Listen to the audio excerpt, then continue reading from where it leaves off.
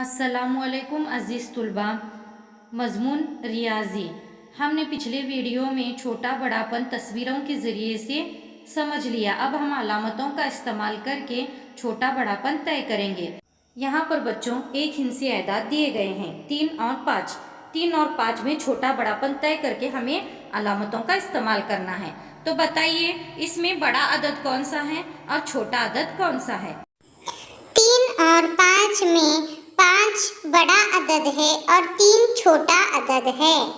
बिल्कुल सही। यहाँ पर 5 बड़ा अदद है, इसलिए मगरमच्छ का मुंह खुला हुआ है 5 की तरफ, और 3 छोटा है, इसलिए मगरमच्छ का मुंह बंद है 3 की तरफ। अब बच्चों दूसरी मिसाल देखते हैं। यहाँ पर वही एक हिंसी अदद दिए गए हैं, लेकिन उनकी जगह को तब्दील किया गया है, बदला गया है।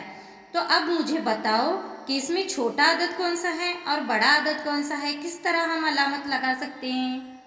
अदद की जगह बदल गई हो तो उसकी कीमत कम नहीं होती, इसलिए 5 बड़ा अदद है और 3 छोटा अदद है।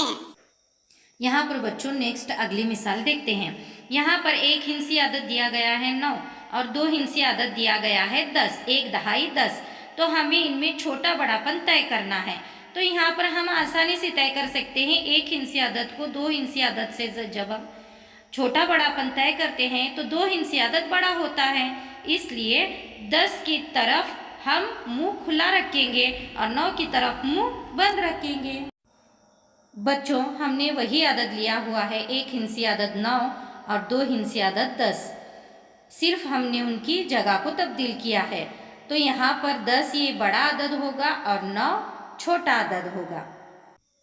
बच्चों सफ़ा नंबर 12 पर जो मिसालें दिए गए हैं उन मिसालों को आपने हल करना है और इसका फ़ोटो निकाल कर मुझे भेजना है। शुक्रिया।